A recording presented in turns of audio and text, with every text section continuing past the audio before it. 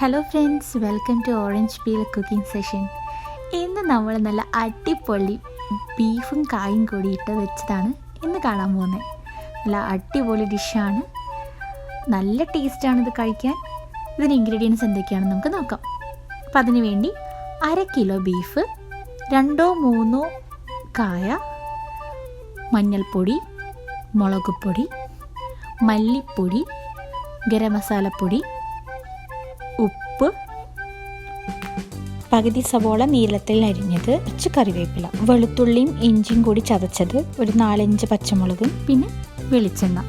ഇനി നമുക്ക് ഈ ബീഫിനൊന്ന് മാരിനേറ്റ് ചെയ്യാം. അപ്പം അതിന് വേണ്ടിയിട്ട് 1 ടീസ്പൂൺ മഞ്ഞൾപ്പൊടിയും, 1.5 ടീസ്പൂൺ മുളക് പൊടി, 1 ടീസ്പൂൺ ഉപ്പ്, 1 ടീസ്പൂൺ വെളിച്ചെണ്ണ, ഇതെല്ലാം ഒഴിച്ച് നന്നായിട്ടൊന്ന് മാരിനേറ്റ് ചെയ്ത് വെക്കുക.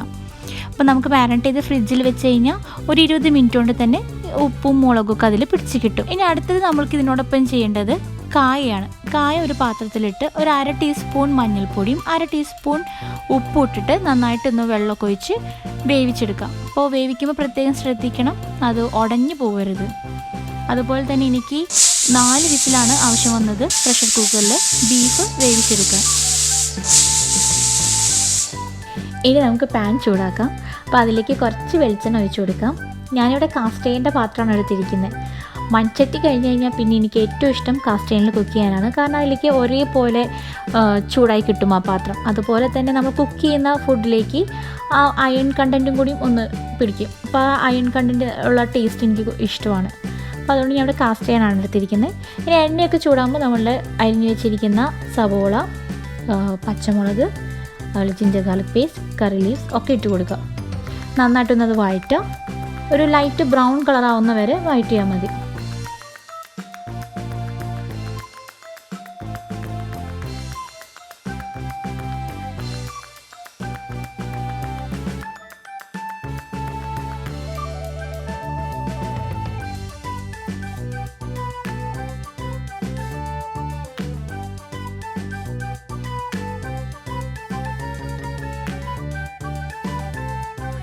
അതിനുശേഷം 1 ടീസ്പൂൺ മഞ്ഞൾപ്പൊടിയും, 1.5 ടീസ്പൂൺ മുളക് പൊടിയും, 2.5 ടീസ്പൂൺ മല്ലിപ്പൊടിയും, 1 ടീസ്പൂൺ ഗരം മസാലപ്പൊടിയും, പിന്നെ ആവശ്യത്തിന് ഉപ്പൊക്കെ ഇട്ടിട്ട് നന്നായിട്ട് ഇളക്കി കൊടുക്കാം.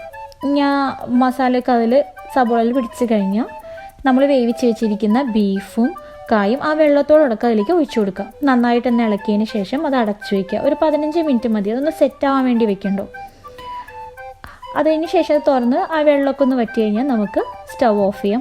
വേണമെങ്കിൽ ആവശ്യത്തിന് ഒരു കുറച്ച് ഗരം മസാലപ്പൊടി അവസാനം നമുക്കൊന്ന് വിതറി കൊടുക്കാം.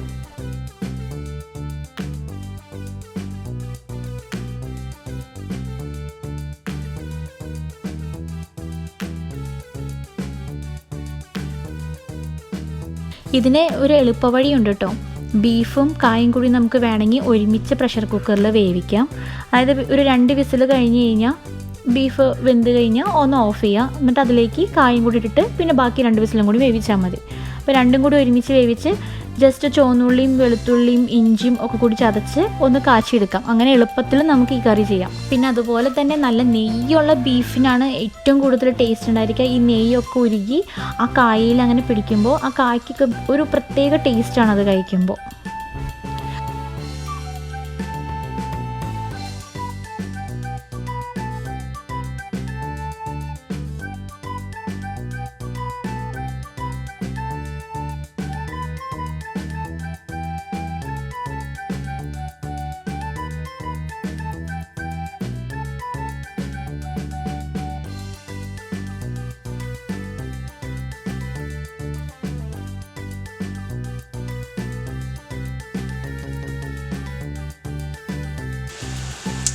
ഇപ്പോൾ നമ്മുടെ അടിപൊളി ബീഫും കായും റെഡി ആയിട്ടുണ്ട്.